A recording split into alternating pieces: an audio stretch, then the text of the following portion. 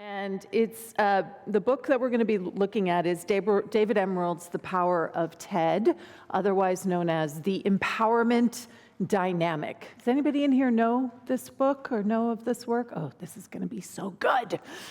Okay. I read this book and it's one of those things he talks about in the book. He talks about BFOs. There we go. He talks about BFOs. It's one of the first things that gets mentioned in the book. And what a BFO is a blinding flash of the obvious. Okay? Blinding flash of the obvious. And that is what this entire book is. This entire book is a blinding flash of the obvious. And yet, there is so much in there to be able to dive into and to be able to apply to our life that I wanted to bring it to the community, because one of the most powerful things about our book studies is that the whole community is working on something simultaneously. We're all moving together as we explore something. So this book is a very easy read. It really is a very easy read, and yet it might feel like, oh, well, that's obvious, but there is so much underneath it that is really relevant to our life, to us each individually, personally, but also to how we connect and interact with each other in community. Right? How do we show up for each other in community? And the preface of this book is founded on the drama triangle. So where are my psychologists in here, right? Stephen Karpman came up with this model in the 1960s, and it's amazing, something from 65 years ago is still incredibly relevant to us today. And the drama triangle, which in the book, that he loves acronyms, by the way. Right, so we're going to get a ton of acronyms. So the DDT, remember that awful pesticide that kills everything? That's the acronym for the dreaded drama triangle. Okay? Because that drama triangle is just like DDT in our relationships. And the dynamics of the drama triangle is that there is a victim. You see the victim sitting there at the bottom? And then bouncing off of the victim is the persecutor, because you can't have a victim without a persecutor, and the rescuer, the person who somehow is going to ride in on the charger and make it all okay. So let's take a look at each of these, right? So we have so many myths, messages, and legends in our world about the drama triangle. So when we think of the poor damsel in distress, and she doesn't know what to do, and she's tied up on the railroad tracks, the victim, right? The victim, just screaming helplessly, "Save me, save me." Anybody in here ever felt like that? I certainly have. I will own it. So the characteristics of the victim are, poor me. There are so many problems. There are just so many problems, and they're all around me, and I don't know what to do about any of them. There's a sense of powerlessness for the victim. And one of the things that David Emerald talks about is that anyone who steps into this victim consciousness feels as if there is a dream that has been lost, or there is a dream or desire that has been thwarted. Breathe into that for a second, because we've all had that happen to us, yes? A dream that was thwarted, a dream denied, and somehow in that space, victimness arises. Poor me. Why did this happen to me? Why? The big question, why? And so the victim consciousness is, there's two things here, and he could be clearer about delineating them. So the difference between victimhood and victimization. So horrible things happen to people. The news this morning, I tell you guys, I wake up in the morning, I look at the news first thing to see how it's going to impact what I'm going to talk about today. And it's horrible for me to say, but shootings have become so commonplace in our world. It's horrifying to me. It's horrifying to me how commonplace they are. So victimization is real. Victimization is not about a consciousness. Victimization is when horrible things happen to you. And you are a victim of something. Victimhood is when it becomes your self-identity. Can you feel the difference in that? Victimhood is when you say, that's who I am. That is the worldview that I am moving through life with. And it can be hard sometimes when we have been victimized to not take on victimhood. Yes? But we don't have to. We can actually not take on victimhood, but part of it is we have to become conscious of it. We have to become aware that it even exists. Remember, blinding flash of the obvious. So, wherever there's a victim, as I said, there's always a persecutor. Remember, I can't pay the rent, you must pay the rent, right? There's always a persecutor when there is a victim. And the thing about the persecutor is that something or someone else is a problem. Out there. There is a problem out there. They dominate. They do a lot of blaming. Everyone else is the problem. And they like to tear things down. And really what's happening for the persecutor is that they never want to be the victim again. Can you feel that? So a victim, somebody who has felt powerless their whole life, all of a sudden discovers that maybe I don't have to be powerless, and chances are that first impulse, they're going to become a persecutor. Because it's better to be in power than it is to be powerless. You can't have one without the other. Now, in our relationships, the crazy thing is that you may see yourself as the victim, and you may see the other person as your persecutor, but guess what? They see themselves as the victim, and they see you as their persecutor. Can you feel the truth of that? So everything in the drama triangle is a role that we're playing. It's a role we're playing. It is not the truth of who we are, but it's a role that we step into, and it's very fluid. Have you ever been in an argument with somebody you love and you flip back and forth yourself between victim and persecutor? Why are you doing this to me? How dare you do that to me? Right? You flip back and forth between the two. It's a dynamic that plays itself out over and over and over and over again in all of our relationships. David Emerald says, and I do believe this, that victimness is a global understanding of how we move through the world. So we, as a spiritual community, get to be on the leading edge of consciousness to say, what happens, that's what the whole book is, what happens if we move beyond victim? What happens if we shift out of this dynamic between victim and persecutor? Because they just flip back and forth. There is no victim without a persecutor. There is no persecutor without the victim. They coexist together. Now, let's also be clear that a persecutor can also be a condition or a circumstance. So the persecutor doesn't always have to be another individual. The persecutor could be cancer. The persecutor could be infertility. The persecutor could be your house burning down.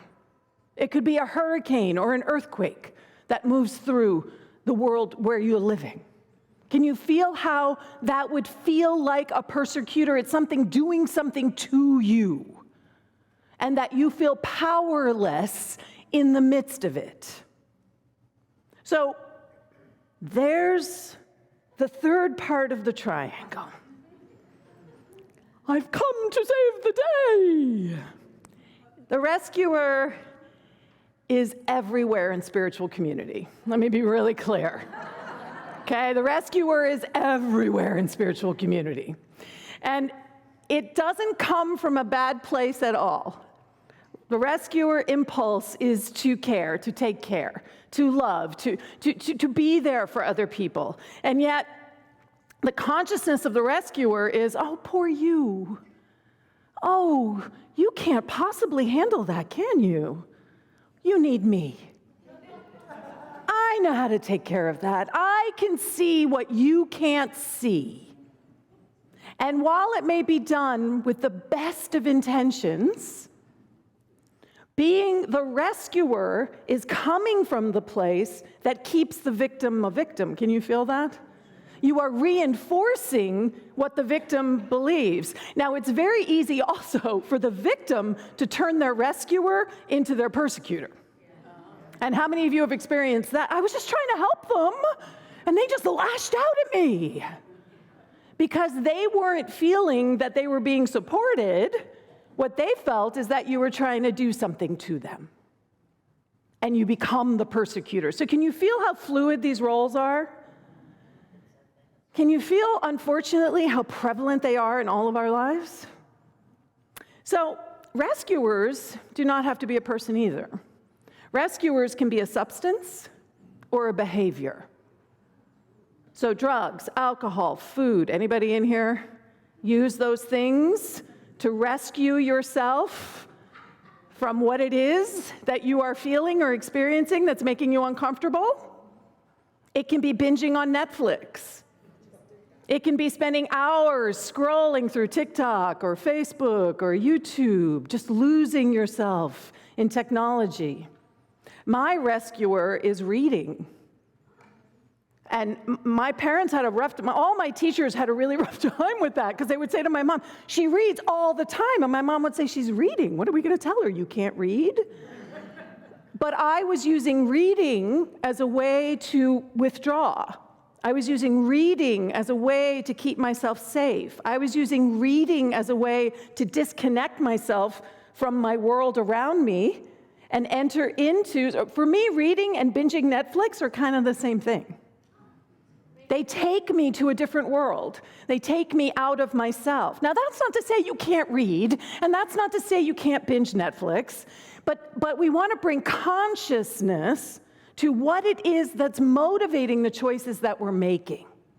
Now, if you notice, I've talked about this before, and I want to be real clear about being a rescuer, is that it doesn't mean that you can't be in service to other people. I'm sure we have a lot of helping professions in this community. And so it doesn't mean that we can't be in service to the greater good. But I've spoken about this before, the difference between helping and serving. Helping is arising from the consciousness of a rescuer that implies that the other person somehow is lacking, somehow does not have everything, somehow they are missing or broken or not enough. And so the impulse is to fix that. When we are serving, we are acknowledging the wholeness that the other person is. We are not diminishing them. We are not dismissing their capacities, their capabilities. When we are serving, we are seeing the truth of who they are, and we are facilitating their knowing that about themselves.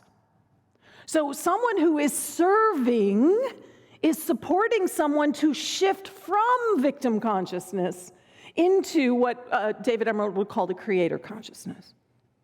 When we are rescuing, we have a vested interest in that person still feeling like a victim. We're actually keeping them there rather than allowing and supporting their growth and their evolution. So have you noticed I underlined one word over and over and over again in all of the descriptions for all three, because they're all problem-oriented. They're all focused on the problem. They're all focused on something being wrong. And they're all arising from this sense of victimness. The persecutor is arising out of a victim who doesn't want to be a victim anymore. The rescuer has this desire to not feel powerless and to feel needed, right? To feel needed and in a higher understanding to be in service. But oftentimes it's coming from a sense of lack. Nobody needs me. Nobody cares about me. All of it is focused on some sort of problem orientation. And the more you focus on the problems, the more problems you're going to have. We know that. What we place our attention on grows in consciousness.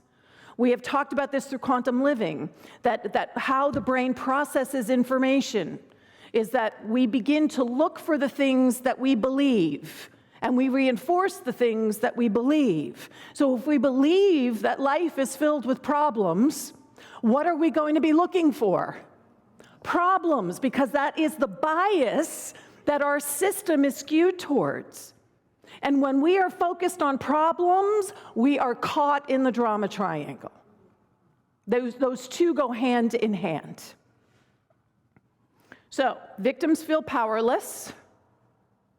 Persecutors fear a loss of control, because then they will be powerless again.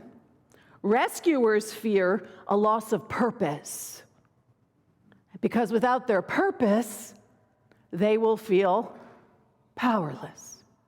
Can you feel how it's all arising from the same place, but we take different roles on, and again, we shift through all of this. So the roles need each other, and yes, we all have played all of these roles. It's interesting that for some people, which one of those roles is probably the most like, ooh, I don't want to be that one? Persecutor, right? Probably, right? Don't want to be the persecutor. You'd rather be a victim. Really think about that for a minute.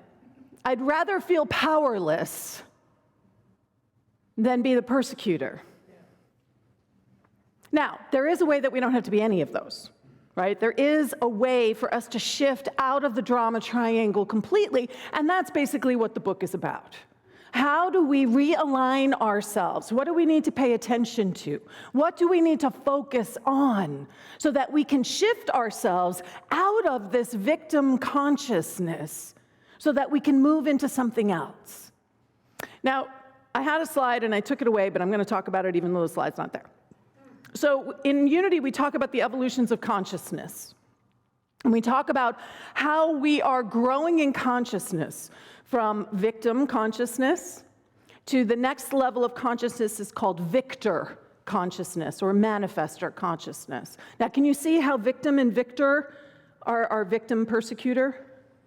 Right? It's this very similar energetic. And then the next level of consciousness is channel. And the next level of consciousness is Christ, Buddha consciousness, the I am.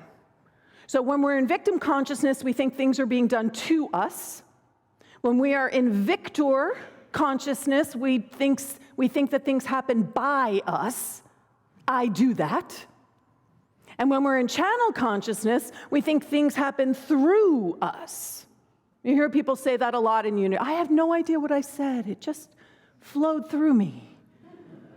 I do it too, so you've heard me say, I don't know what I say when I do my prayers, right? So that's channel consciousness, like something is moving through me.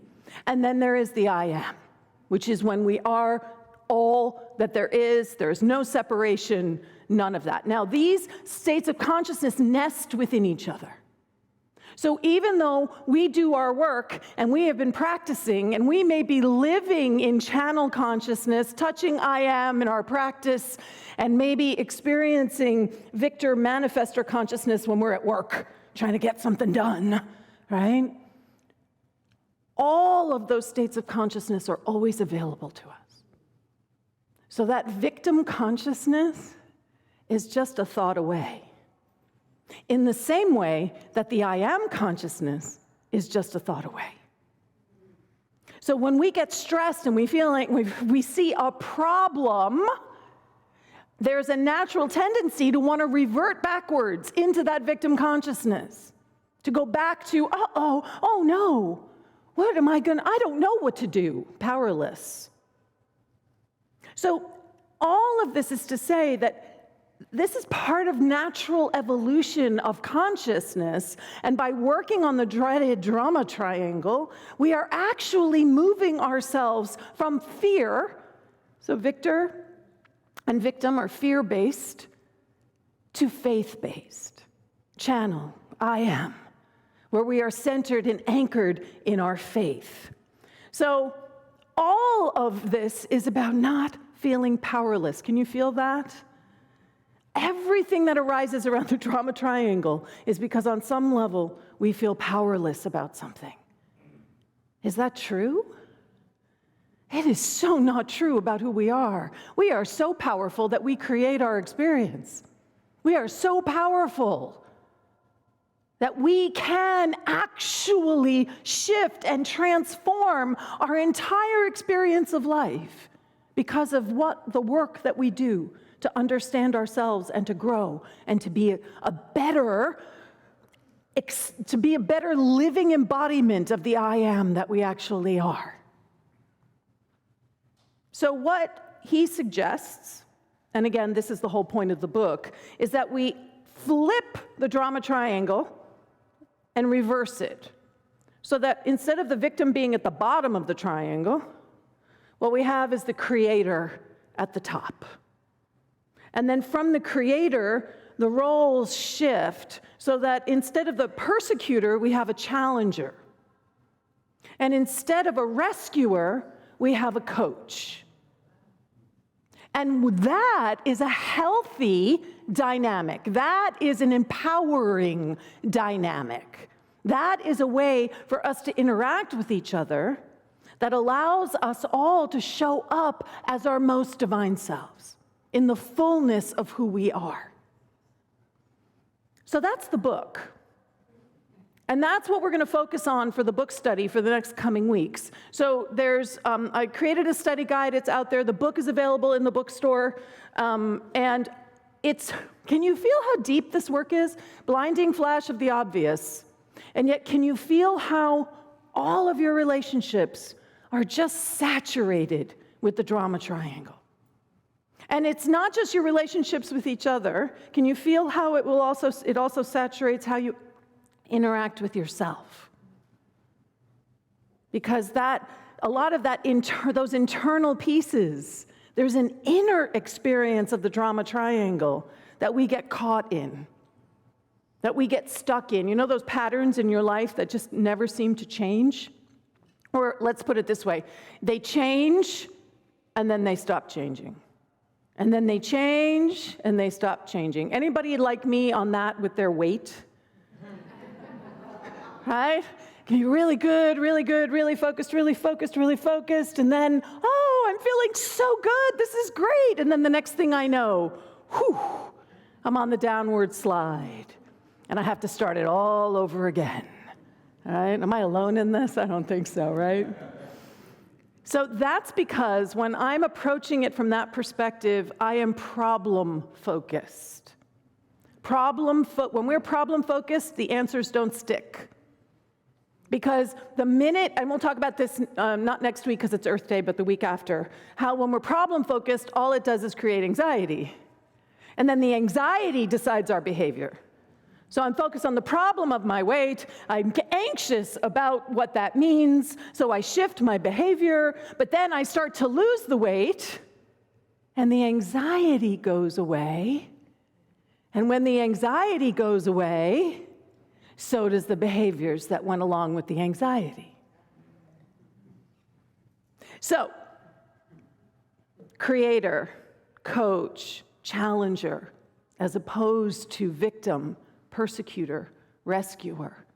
Which triangle would you rather be embedded within? Right? So it promises to be a really powerful 4 days. Let's take some of this into meditation right now. I'm going to invite Jeremy to just come up and underscore this. Blinding flashes of the obvious. And yet it's these really essential components that when we shift them, what we're able to experience just transforms so powerfully. So just take a breath. And whatever might have gotten stirred up, the places where you are aware that you are caught in that DDT, in that dreaded drama triangle. And just allowing yourself to let go the judgment, to let go the idea that there's something wrong. And just open your heart with compassion, with grace, and just welcome those parts of yourself that are just so afraid of being powerless and are so afraid of losing control and are so afraid that we don't have a purpose.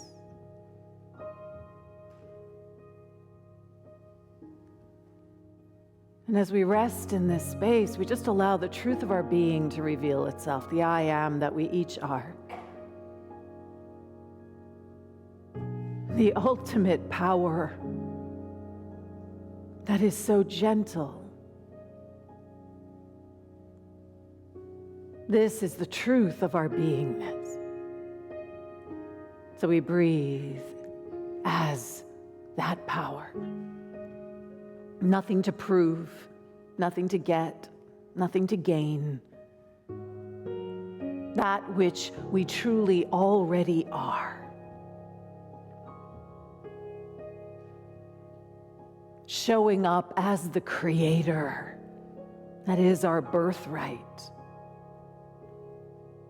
And as we rest here for a few moments in the silence, I just invite you to sit with what shifts in your life if you are a true creator? If you are empowered in your creativity? What will be possible? So let's just rest here in the silence.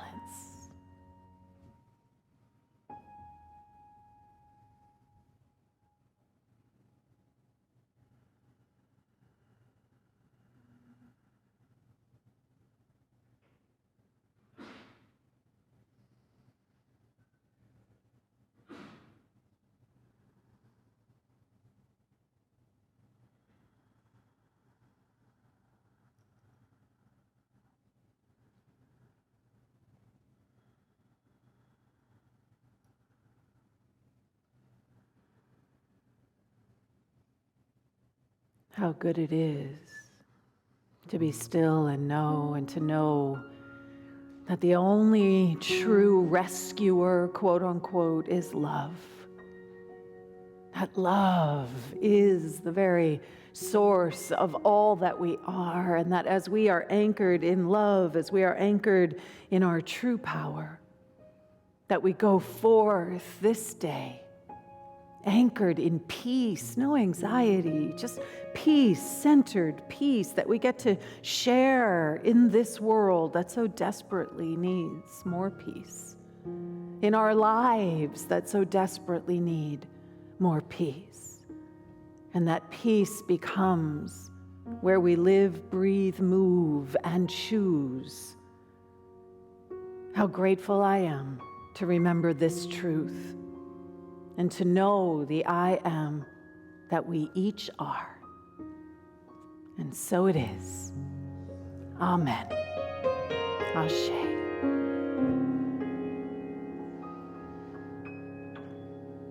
So today's affirmation: I choose to be a voice of peace today and always. Can we know this together, please? I choose to be a voice of peace today and always. And so it is. Amen.